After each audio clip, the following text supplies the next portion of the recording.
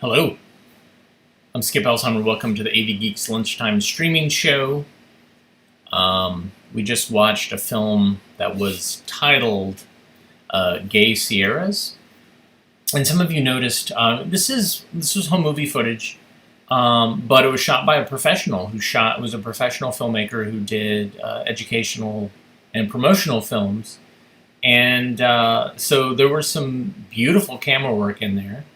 And also some fades. So they shot the footage and then they edited it and then sent it to a lab to do the transitions. So very pretty. And then the whole thing with the loose tooth at the end was pretty interesting.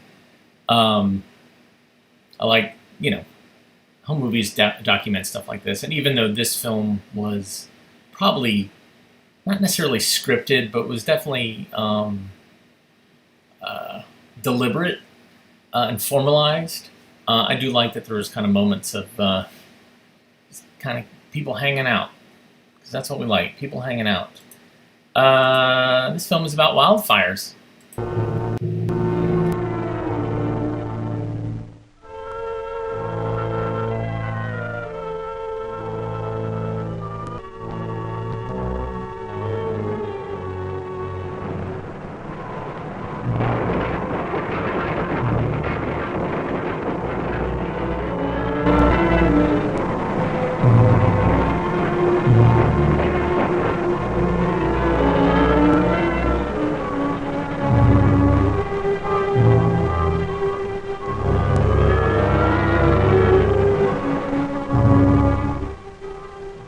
Floods, raging, tearing, irresistible, sweeping down on helpless communities. But what causes lie behind this annual destruction of lives and property? The mountain area of any community provides one of its most precious assets, worth millions to the residential sections in the hills and in the lowlands beneath.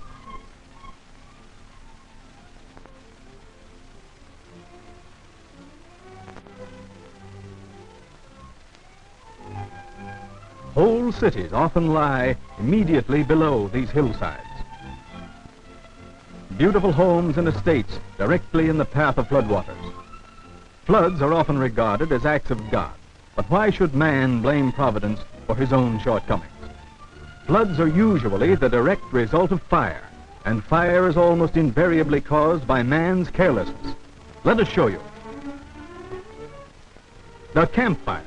Man's first step toward civilization, yet uncontrolled, it can easily destroy much of his later progress.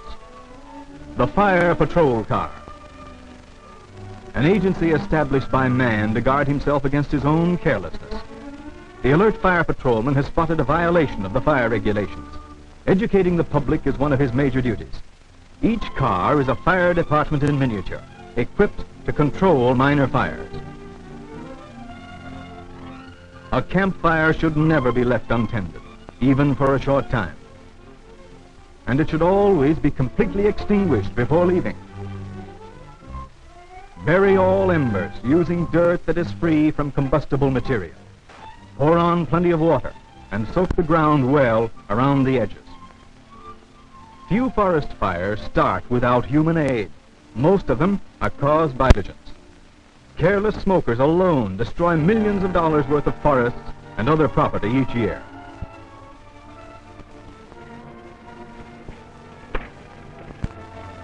Fuel gas is rare in these areas, so ash disposal presents another problem.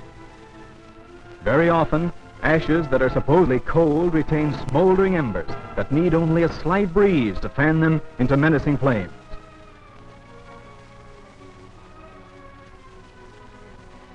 Faulty incinerators cause many fires, and spark arresters, rusted away, are useless. Open rubbish fires are always dangerous, even in the wet season, and should never be left unguarded.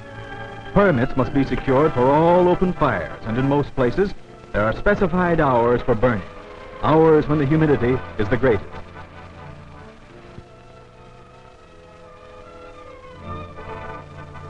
A burning cigarette, heedlessly discarded, could be the cause of untold damage.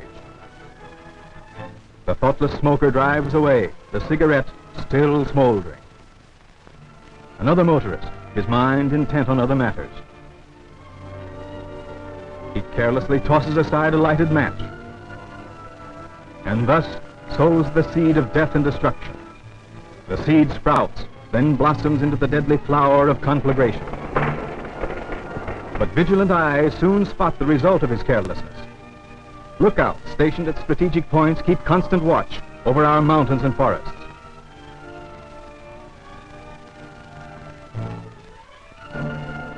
Science steps in with map and firefinder to establish quickly the direction of the fire. But while the lookout knows the direction, he can only estimate the distance. He calls the Central Alarm Bureau and gives his reading. This bureau acts as a clearing station to coordinate and direct equipment properly. Added seconds now may save hours later. A string establishes the direction on the map. A second lookout discovers the fire. By using his finder, he determines the direction of the fire from this point. He phones in his reading. 2 strings, a crossbearing, the exact spot of the fire. Calling the nearest patrol station. All information about the fire, its location, extent, and equipment necessary is transmitted to the mountain patrol station. With cool, unhurried efficiency, the veteran firefighter checks and double-checks his instructions. But now is the time for speed.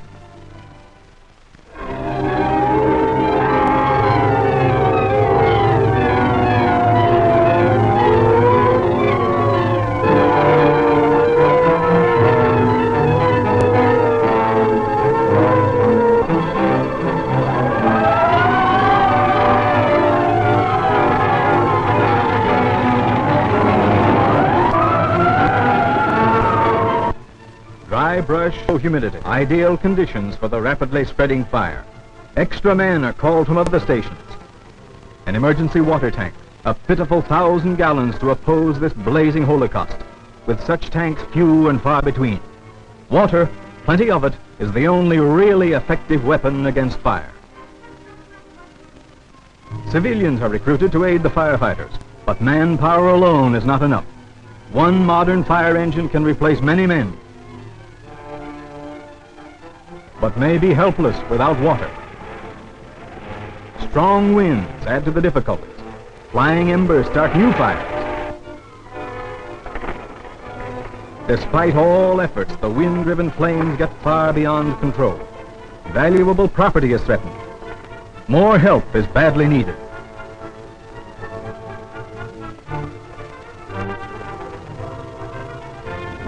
The heavy equipment rolls, standing helpless as the all-consuming flames sweep on toward their homes. The fire front, a living, surging wave of destruction, merciless, relentless, leaping, swirling down the mountainside.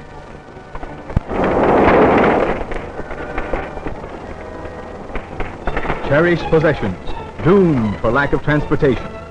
Frame buildings and wooden shingle roofs.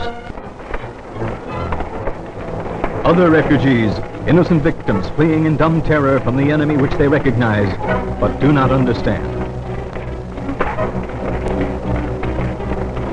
A few moments ago, someone's home. Now a blazing skeleton. Even the firefighters must retreat from the advancing inferno. As a last resort, a backfire is attempted. The bulldozer helps clear way, doing the work of men. Backfiring, fighting fire with fire, even by experienced men, is always dangerous. But with insufficient trails and motorways, with fire breaks neglected and overgrown, and above all, with the water supply limited, backfiring is often necessary. On another sector, the last flames are knocked down by our most potent weapon, water. The fire is nearly out, except for a few scattered remnants. But a dense pall of smoke still curtains the face of the sun.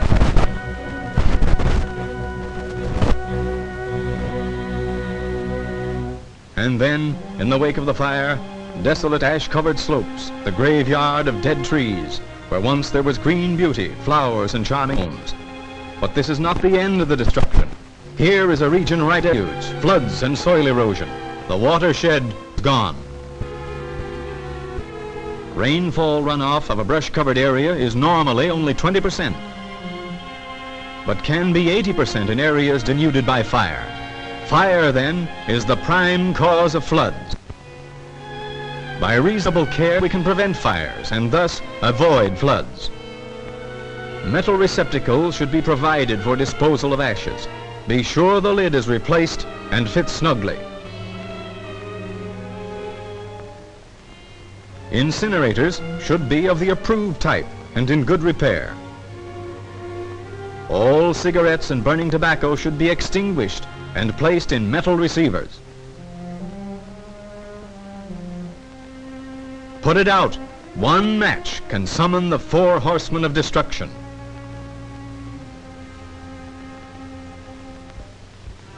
Fire the red enemy, drought the aftermath, flood the destroyer, and death the reaper.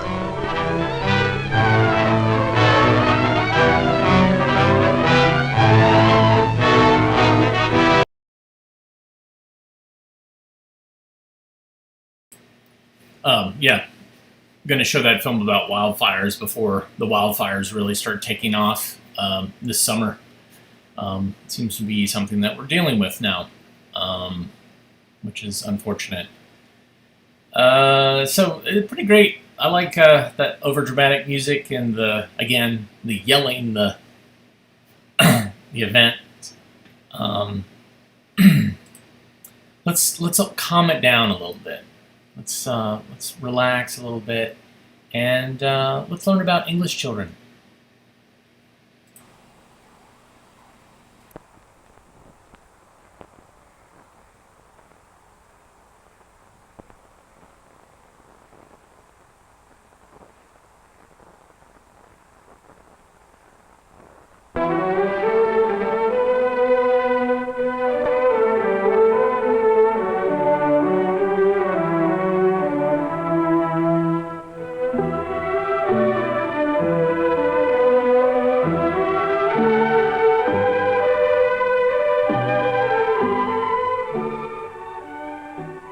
Here in England in summer, you're likely to find boys playing marbles. Boys like Tommy Watkins and his friends. They're in our schoolyard, and it's playtime. Our girls have their own games, of course. Here's Tommy's sister, Joan, and her friends. It seems a shame to be leaving the outdoors this fine summer afternoon, but inside the school, it's not bad either. We have very pleasant school buildings in our city.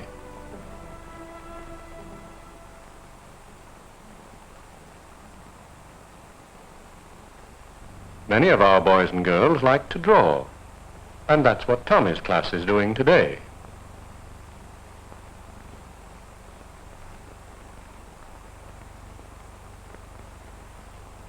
Tommy's pretty good. Today, he's drawing a big steamship, like those he sees when he goes to the seaside.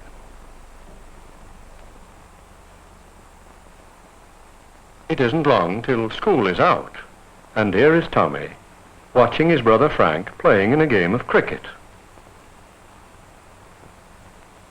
It's Frank's turn to bat. He takes his place at the wicket, waiting for the ball. The bowler bowls a fast one, but Frank makes a hit. Here he goes. That's 1 run for his team, and that's another. And now Frank's going to bat again. Here's another fast one, but good hit, sir, and he's off again. The fielder fumbles, but he throws the ball back, and the umpire signals Frank out. Too bad, thinks Tommy. But Frank has put up a good show.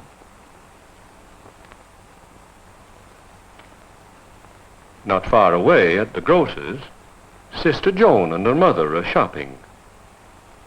The apples are quite nice today. Mrs. Watkins will have some of them. Now that'll cost Mrs. Watkins 1 shilling and 7 pence. There are 12 pennies in a shilling, you know. And Joan gives the grocer 1 shilling, 1 sixpence, and 1 penny. Now, the shopping done, Joan and her mother are off for home. The boys are on their way to meet their father. They're walking along the old city wall, built long ago to protect the city from enemies. Beyond, they can see the railway yards, and behind them stretch the rooftops of our city. It's called York, an old city in the north of England. Across the oldest part of the city here below, you can see the towers of York Minster, our cathedral. Now the boys go down to the station, and here comes Father. Mr. Watkins is an engine driver. This afternoon he's brought a train in from Scotland.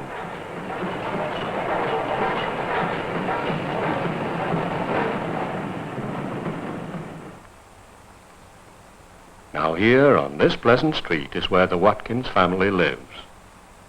Joan is cutting flowers for the table. She loves to choose and arrange the flowers. Mr. Watkins always has many flower beds in his garden. It's one we like to look at as we walk along the street.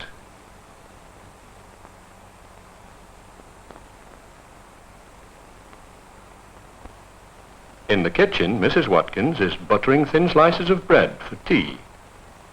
She has the meal almost ready. Now at the stove she makes the tea. From the kettle she pours boiling water over the tea leaves in the pot. And then it's ready for the table.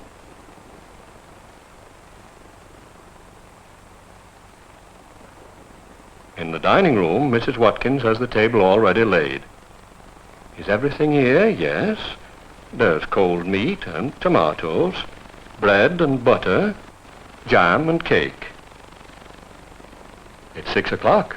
Time for tea. Frank hurries in to switch on the wireless.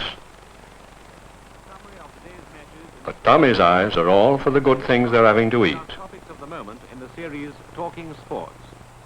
Sports Report was edited by Angus Mackay and was introduced by Raymond Glendenning. This is the BBC Light Programme. Next, we present Ted Heath and his music.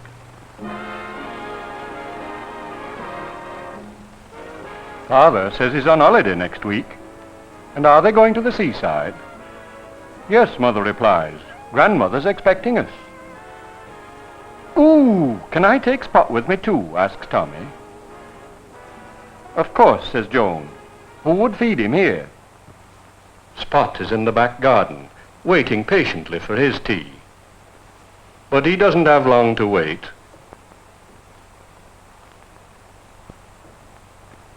And it doesn't take long for Father to finish tea. He likes to spend the long, warm summer evenings working in the garden. The holiday has come at last. It's a rather grey day, as holidays too often are here in England. But our friends are at the station early, looking forward eagerly to their day at the seaside. With Tommy and Spot in the lead, they hurry past the ticket collector, and just in time, here's their train.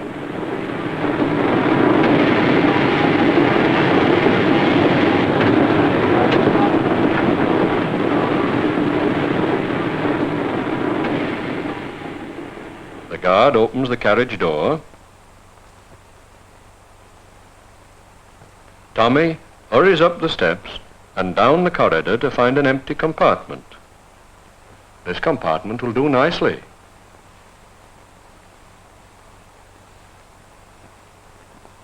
Frank and Tommy bag seats nearest the window.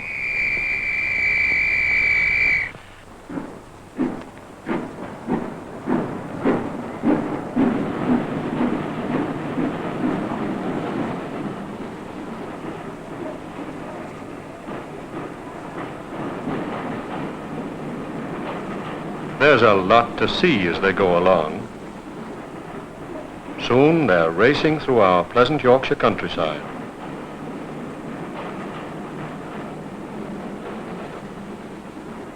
Passing houses and farms, fields and hedges.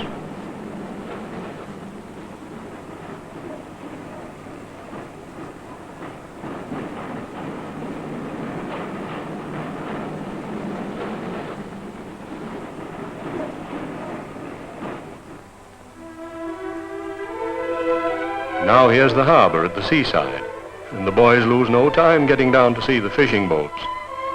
They've had many happy holiday visits here before, and most of the boats seem like old friends.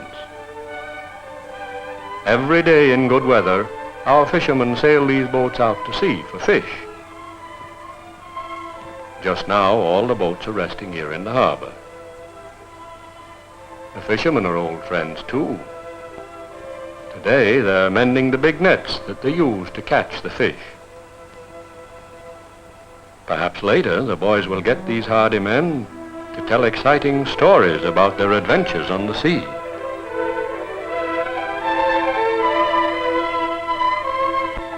Now the Watkins family goes up through the narrow streets of the town to the winding steps that lead right up to the top of the cliffs above the harbor. This is the way to Grandmother's cottage.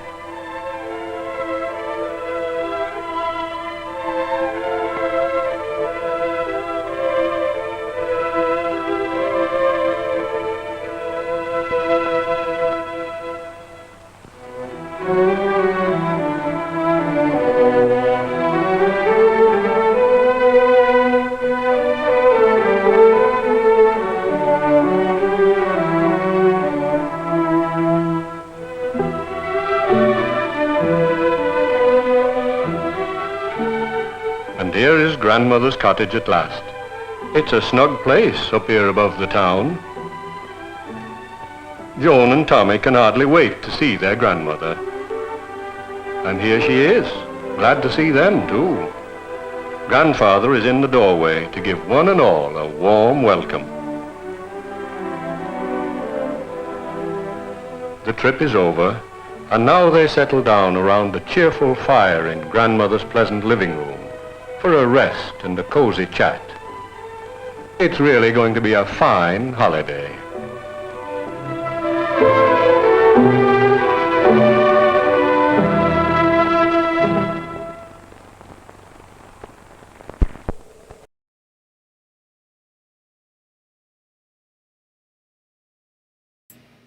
So pastoral. So chill there. No crazy forest fires. Maybe an occasional bog fire. But, yeah.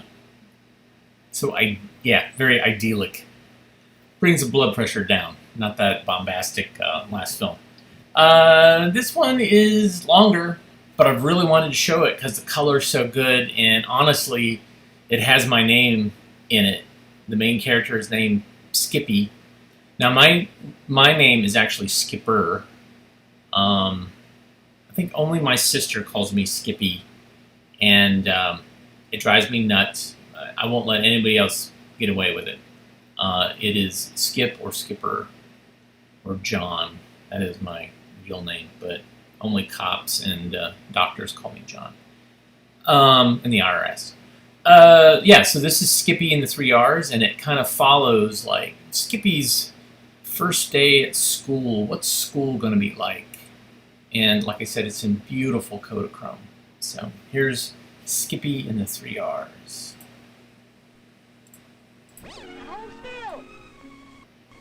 When you're the parent day of school, you suddenly find yourself hoping very hard, hoping that he has a good teacher, that the classrooms are lit and warm.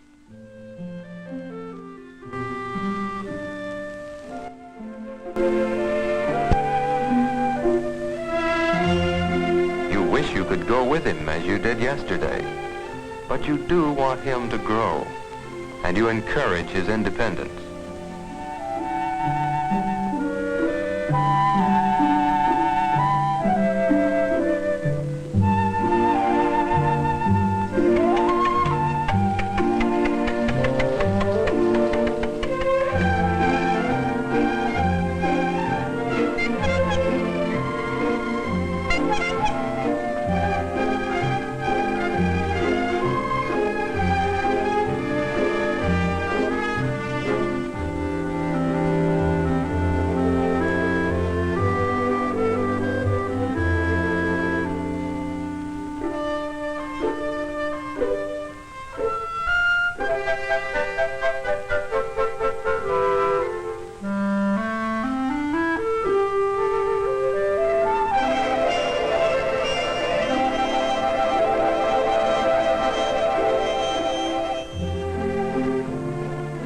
here it is, school.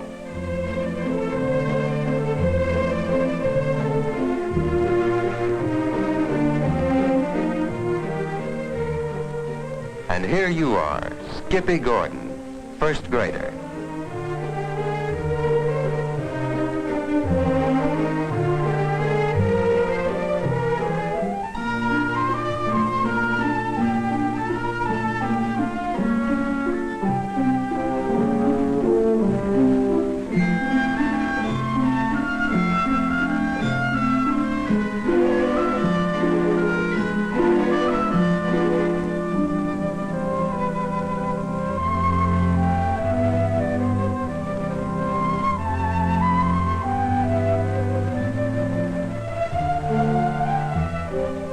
Yesterday, when Mother came with you to sign up, Miss Temple said you could feed the fish.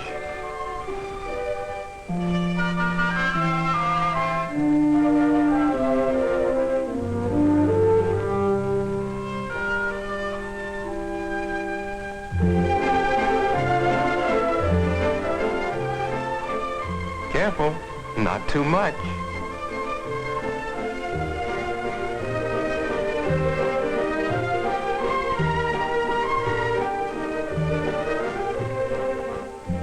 She said you could, and she remembered.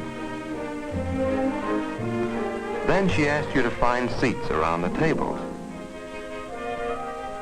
The first day of school. The first day of a planned routine which will envelop you for half your waking hours and which will continue for the next 10, 15, or even 20 years of your life. What time and thought and effort we have put into our public schools. All this that you, Skippy Gordon, shall learn reading, writing, arithmetic, and many other important things. Learn them? Yes, but even more important, learn to use them naturally and easily throughout your whole life. Miss Temple is a good teacher, professional, competent. Skippy and the others are going to learn their 3 R's. Some will learn sooner than others, but they will all learn. For Miss Temple has a plan. Miss Temple knows that Skippy will learn best those things he himself wants and needs to learn. Good morning, boys and girls. Well, here we all are, and we're going to have lots of fun finding out things together. Suppose we start by finding out each other's names. Let's start at this table here. I want you each to stand up so we can see who you are and tell me your name. Now, I'll write it up here on the board. Now, who will be first? My name is Gail. Gail.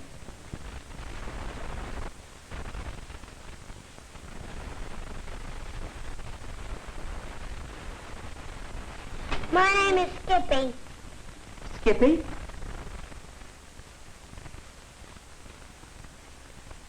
Skippy watched Miss Temple write. That was his own name she was writing up there. Of course, he was Skippy Gordon, and that was his name.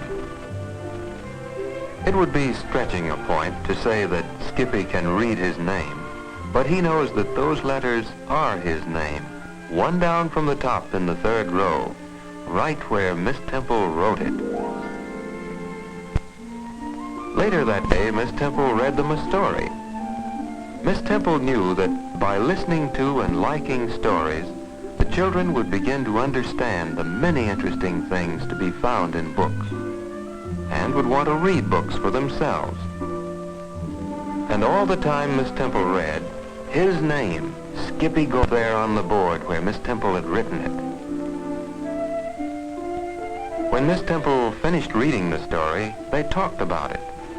How many fish did the little fisherman catch? How many fish? Already Miss Temple has made a beginning on the 3 R's. Reading, the story. Writing, a simple lettering. And arithmetic, how many?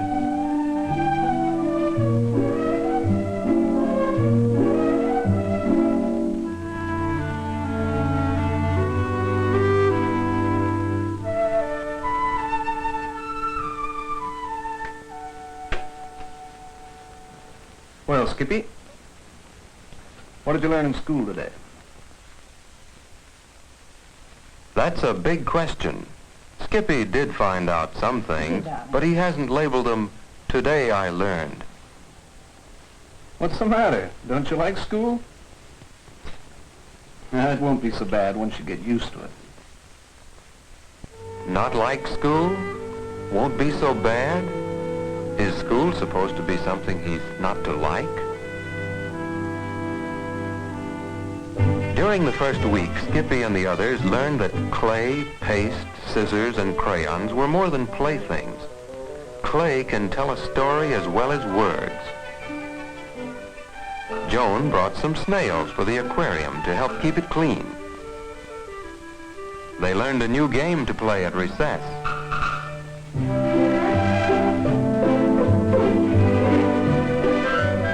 They took turns and found that by taking turns, everybody had a chance. They listened to music, tried out sounds and rhythms.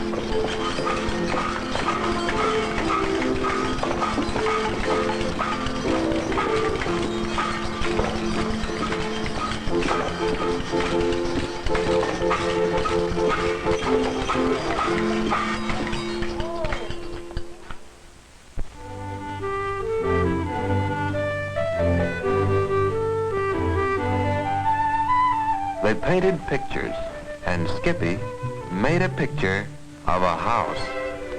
His house.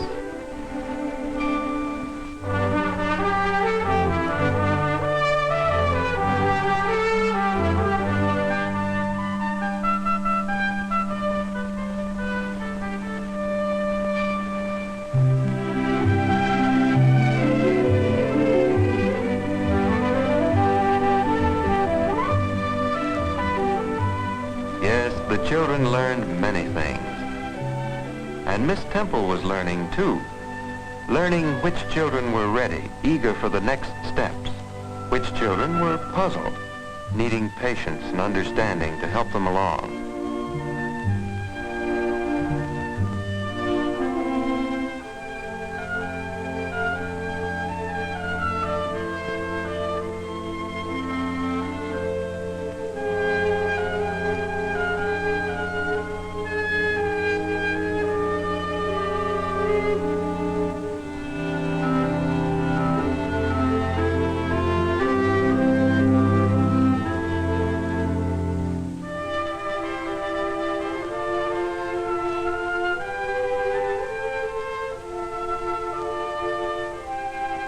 What a nice picture. We can make an S for Skippy.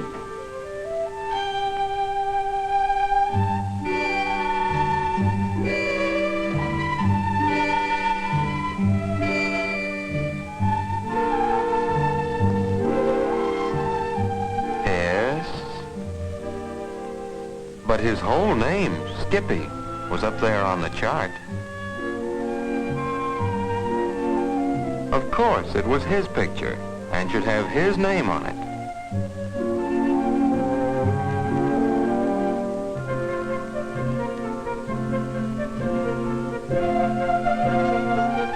S K I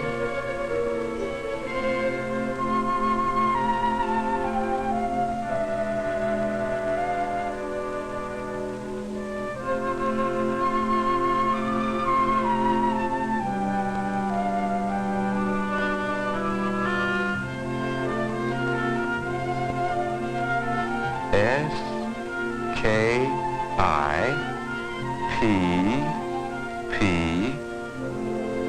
Y. There, Skippy.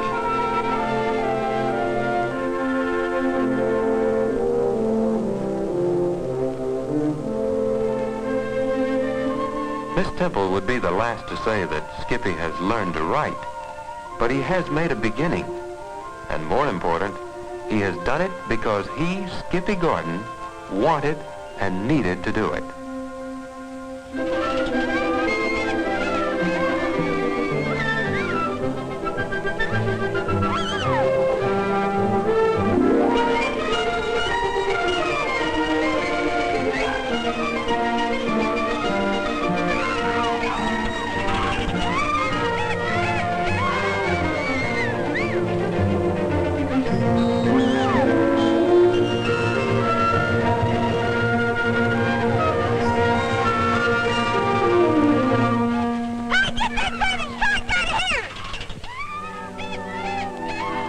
things you learn quick and hard. The boys were right. It is a baby's trike.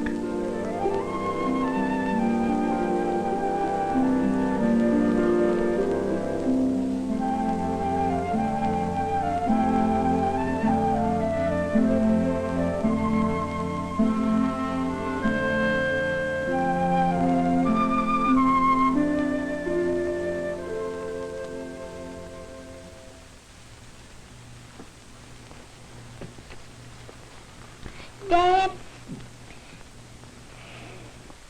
how much does a bike cost? You've got a good tricycle. What's the matter with that? I mean a real bike, a two-wheeler. I don't want a baby's trike. Well, we're going up awfully fast, aren't we?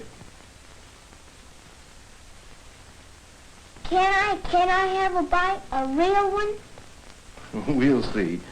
Maybe when you're a little older. A real bike costs a lot of money. He said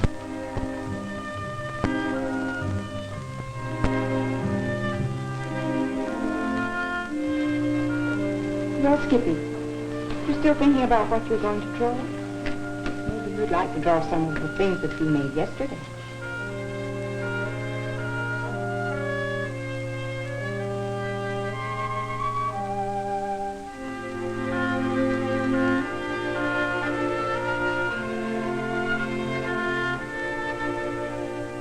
Miss Temple knows Skippy well enough by now to see that something is bothering him.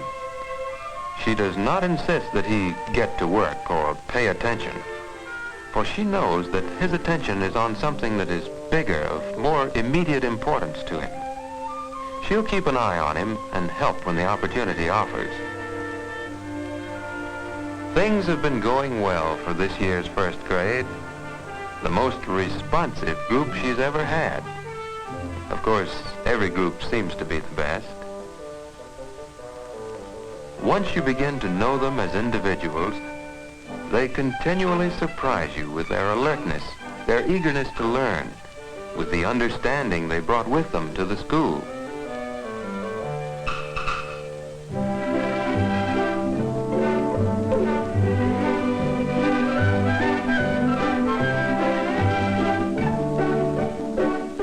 Yes, they're coming along, not all at the same speed, and some are better at one thing than another.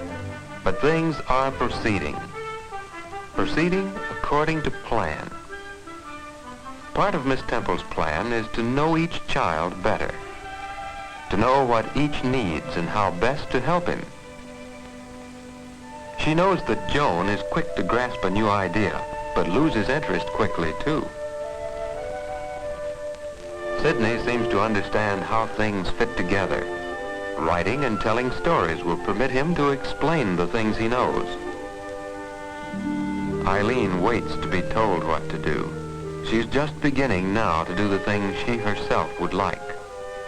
Frederick needs experience in just being with other children, in doing things together. Linda was well along in reading and writing when she entered the class, and she takes pride, perhaps too much, in being best.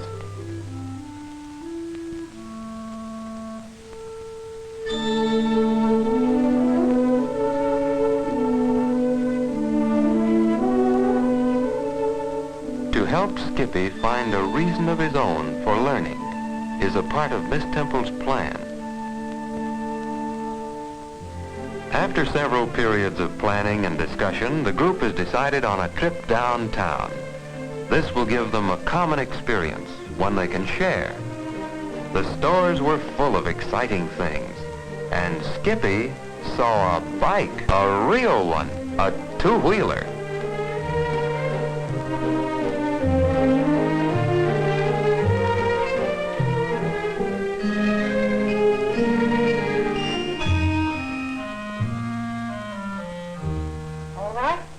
Now another store. Hardware. That's right, hardware. Now what do we buy in hardware stores? Bikes, bikes! Yes, bicycles. a reason for learning. Skippy has given Miss Temple a clue.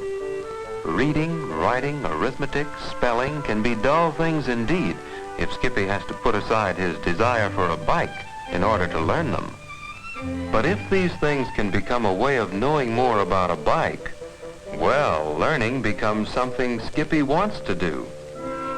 By the trip to the stores, Miss Temple has led the group into a common experience. Each child knows firsthand what the others are talking about. And in talking this way, a child learns to express himself clearly. Perhaps they could make stores right here in school. Who would like that? If they divide into groups, they could make a whole street of stores. Let's see. Who would like to be in the hardware store?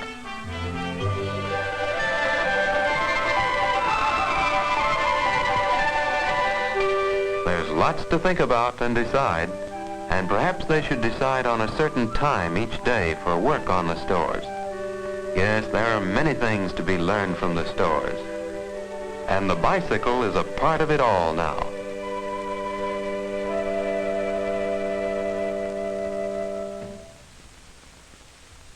Carolyn, what did we say here?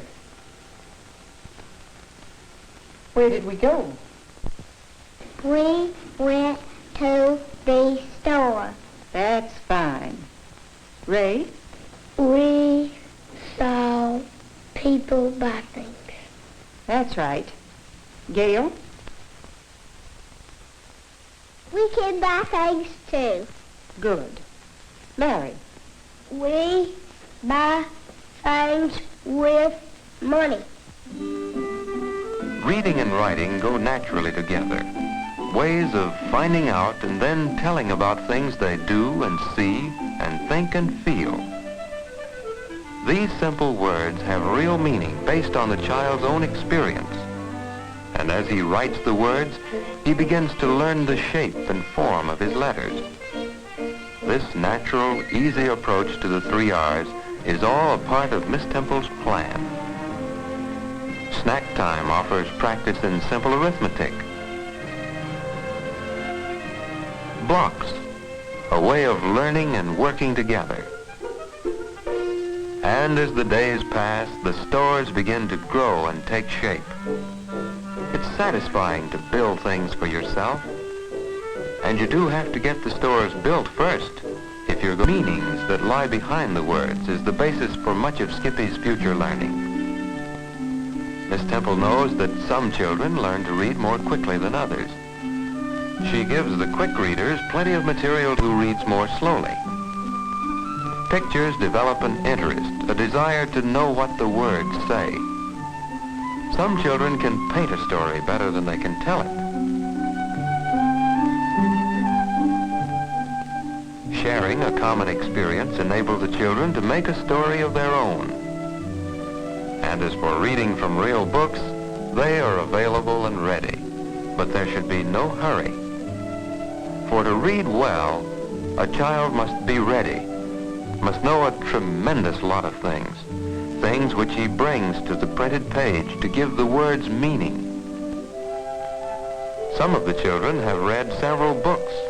Among these simple stories are the planned pre-primers which build vocabulary of simple but necessary words.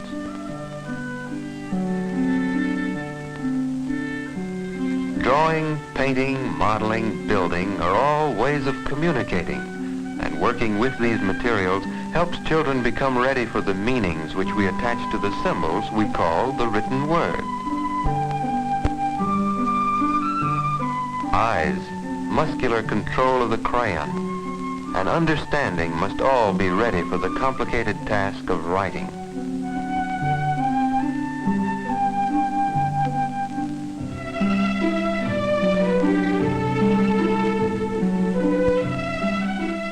See my bike.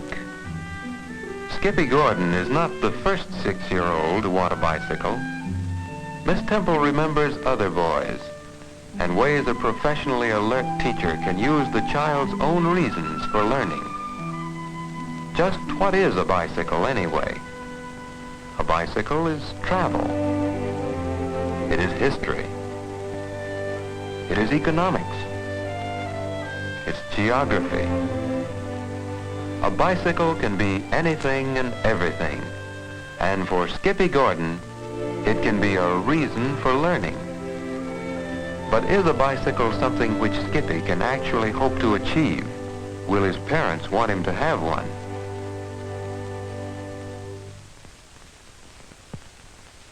See my bike.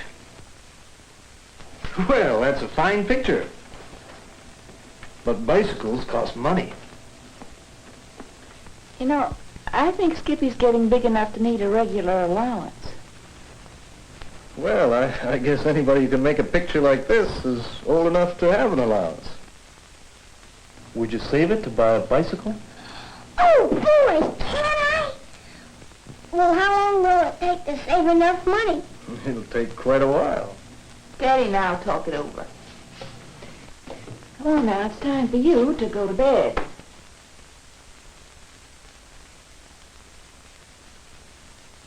What a kid.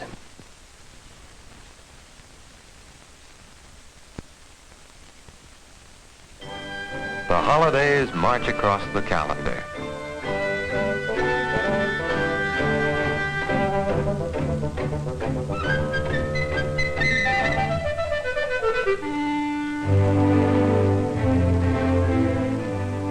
By spring, Skippy and the others have learned many things. Some have learned more quickly than others, but they have all learned. Skippy has begun to read. More important, he does read. He has discovered that books tell him many interesting things he wants told. Skippy has begun to write, and he does write. He has found out that writing is a way of telling things to other people.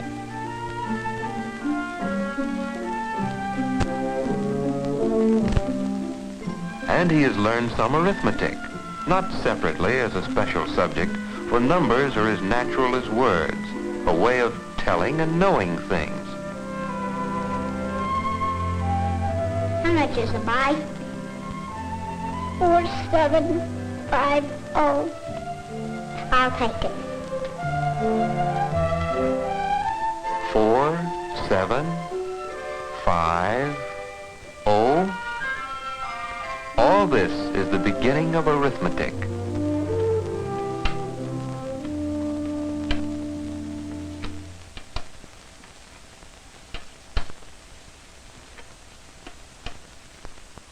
How much is 4750? It's quite a lot. More than 4 times as much as you've got here. But you've done fine to save this much so soon. Besides, how do you know you can ride a real bike?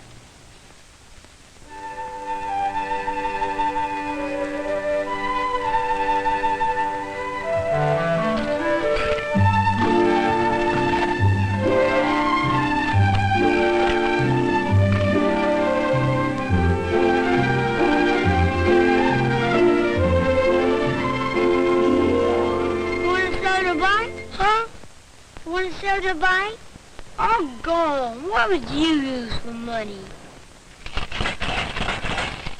Hey, how much got there? $12. No kidding.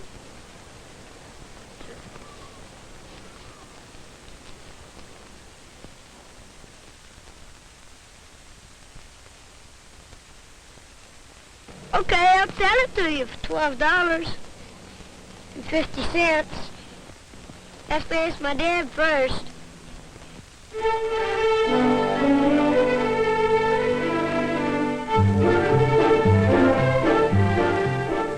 Who'd have thought the little guy would stick to his saving, find the bike he wanted, make the deal himself? Well, it just goes to show. Goes to show what? That another boy has a bike? Perhaps it shows that Miss Temple's plan really does work. That Skippy's interest in the bike could be used to help him learn reading, writing, arithmetic, yes, and much more. That modern teachers understand this way of teaching gets better results than memorization, meaningless drill, and stern discipline. And best of all, Miss Temple's plan is no secret. Other teachers know this way of teaching, and as Skippy grows and learns through the grades, they will be there waiting to help and guide him as he meets new problems.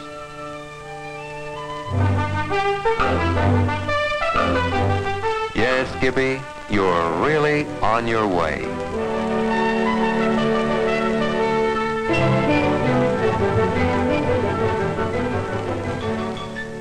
We wish we could go with you, Skippy, just once again.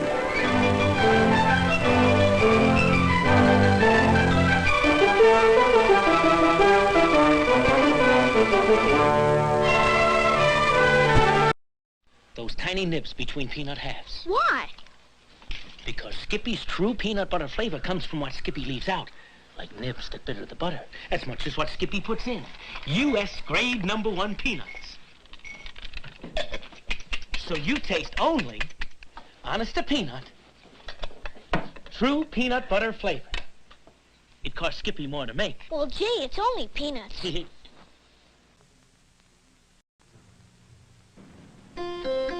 When we were very young, we made something so delicious, its flavor couldn't be improved. You take U.S. #1 peanuts, roast them tenderly, remove the bitter nibs, flavor with a dab of salt and sweet, nothing else unpeanut. Blend in specially processed peanut oil made in a way no one else can use.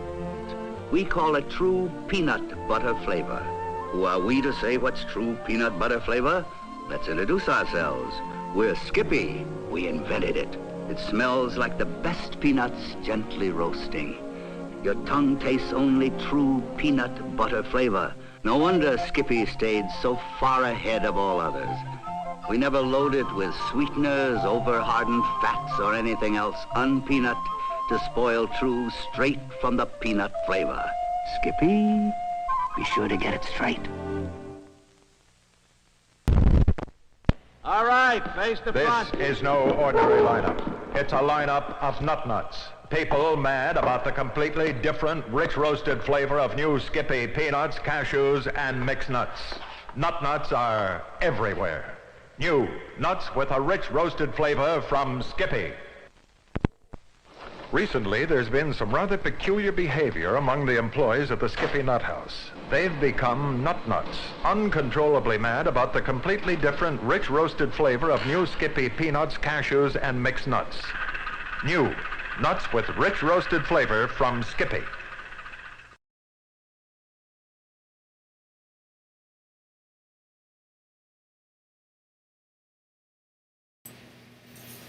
So I realized I left my lunch at the house, and so I had to run home and get it.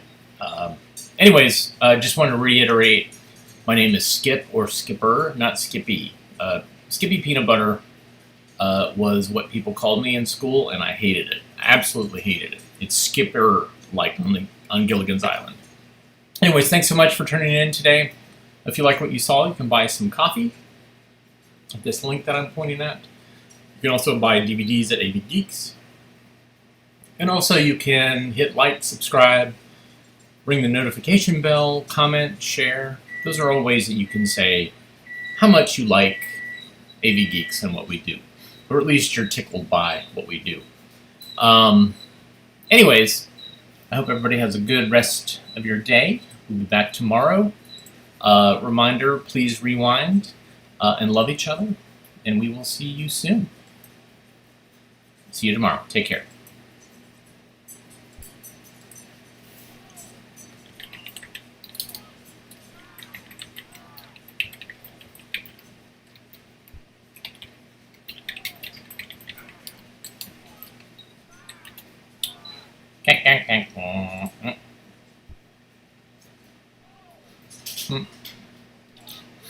Just wrapping up here, man.